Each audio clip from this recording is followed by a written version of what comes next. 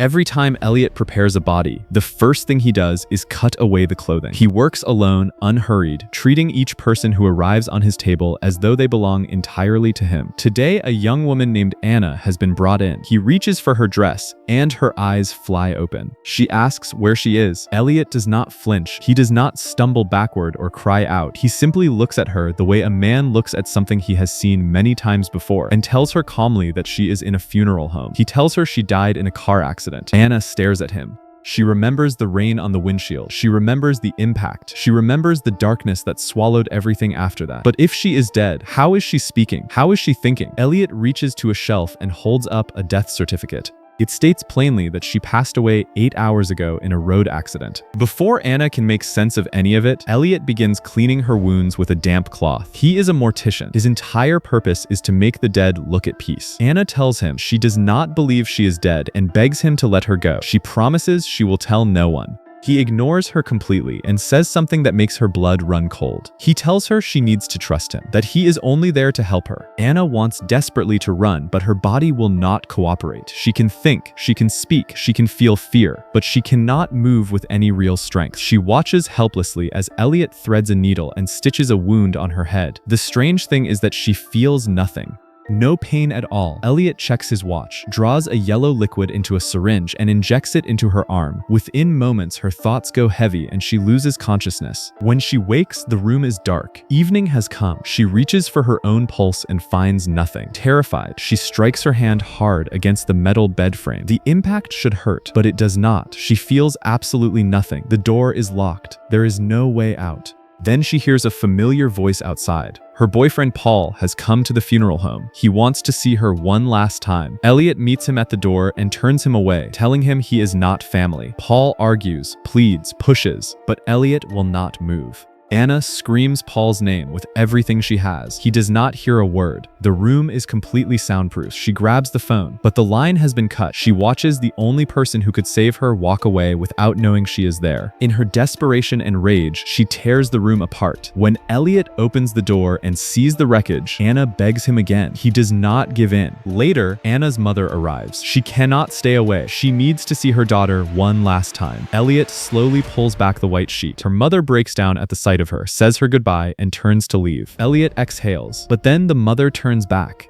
She tells him that Anna was a brunette and asks him to color her hair back to its natural shade. Elliot agrees without hesitation and only relaxes once she has gone. Through the entire visit, Anna felt every second of it. She lay still and aware while her mother wept over her, unable to say a single word. Something is very wrong with this situation, and she is becoming more and more certain that Elliot is hiding the truth from her. She finds a pair of surgical scissors and conceals them behind her back. The moment Elliot turns away, she lunges at him. He sidesteps her without effort. She is completely overpowered. He walks toward her slowly, takes hold of her hand, and turns the blades toward his own throat. He knows she will not go through with it. That is exactly why he is not afraid. He tells her that the reason he can see her and hear her is because he possesses a rare ability. He can communicate with the dead. Anna does not believe a word of it. Before he leaves the room, Elliot gives her a warning. Her funeral is in 2 days. She should not even consider trying to escape again. But Anna cannot give up. A few days later, she spots her chance. Elliot brings her a burial shroud and asks her to try it on. While his attention is elsewhere, she slips his keys off his belt. Once he drives away, she starts working through the keys one by one, trying each on the locked door.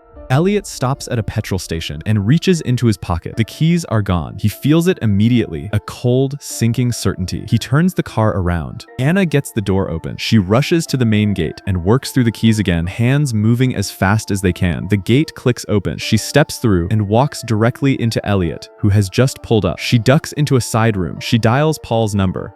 The signal is weak and broken. Paul, still deep in grief and not thinking clearly, hears the crackling line and assumes it is an unwanted call. He ends it before Anna can get a single word out. Elliot appears behind her. He tells her to stop chasing what she cannot have, that hoping only makes everything more painful. Anna demands that he prove she is really dead. He grabs the black cloth covering the mirror and pulls it away. He tells her to look at herself. Anna steps forward and stares at her reflection. Her face has no color at all. She looks exactly like what Elliot has been telling her she is. Something inside her breaks. She stops fighting. She starts to believe him. Elliot is quietly satisfied, but then he notices a boy standing in the doorway watching them. The boy's name is Jack, and he recognizes Anna immediately. She is his teacher from school. Elliot is not worried. No one takes a child seriously. But then something small and devastating happens. Anna sighs. Just a single, quiet breath, and it leaves a faint mist on the surface of the mirror. Elliot moves quickly and wipes it away before Jack can look too closely. From that moment, Anna believes she is dead and stops fighting entirely.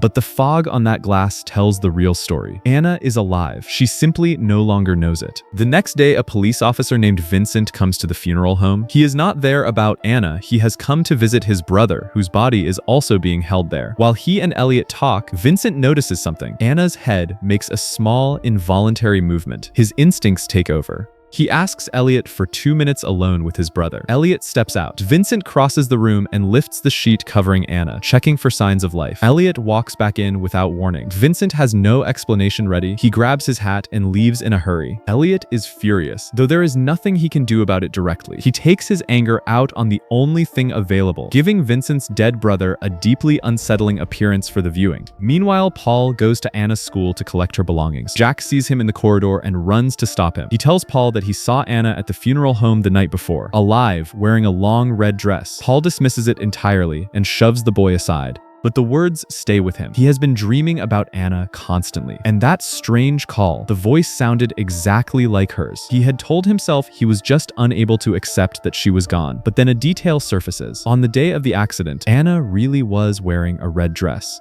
Paul gets into his car and drives straight to the funeral home. Elliot sees him coming and picks up a pair of scissors. He follows close behind as Paul storms through calling Anna's name. Anna hears him from her room, but after everything that happened, she is now fully convinced she is a corpse. She believes that no living person can hear her except Elliot.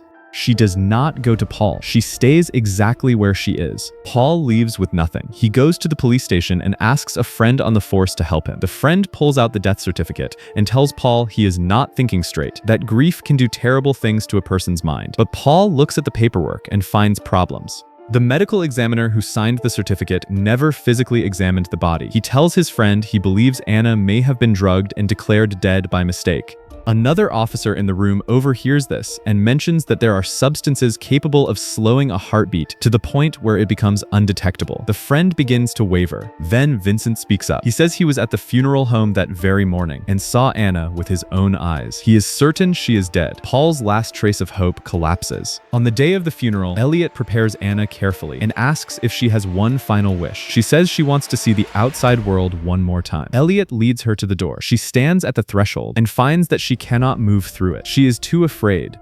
Elliot watches her and says that it is simply how things are. People fear death before it comes, and they fear life once they believe they have left it behind. He reaches for the syringe again. Anna asks to see herself in a mirror one last time before they begin. Elliot hands her one. She looks at her face, and without thinking, she exhales. A soft mist appears on the glass. She stares at it. Everything shifts. She understands in an instant that she is not dead. She has never been dead. But the understanding comes a moment too late. Elliot injects her before she can act. Her body goes limp. She loses consciousness. He photographs her, as he always does, then wheels her out to the service. Paul is at the funeral. He takes her hand and slides a ring onto her finger. At that exact moment, the corner of Anna's mouth pulls slightly. A faint, almost invisible movement. Elliot sees it and goes rigid. Paul is looking down at her hand and notices nothing. Elliot steadies himself. When the moment passes, he closes the casket and seals it. Later, in the back room of the funeral home, Elliot pins Anna's photograph to the wall. The wall is covered in photographs, dozens of them. Every face belongs to someone who passed through this room and never left. Anna is only the latest. Anna wakes underground. The casket walls press in around her on every side. She hammers against the lid until her hands ache. She screams until there is nothing left. Nobody comes, nobody hears. She is buried alive. After the funeral, Paul sits alone and drinks until he cannot feel anything. Elliot appears behind him in the dark. He leans close and tells Paul a secret. Anna is still alive. Paul snaps. He wants to destroy the man standing in front of him, but Elliot tells him to move fast.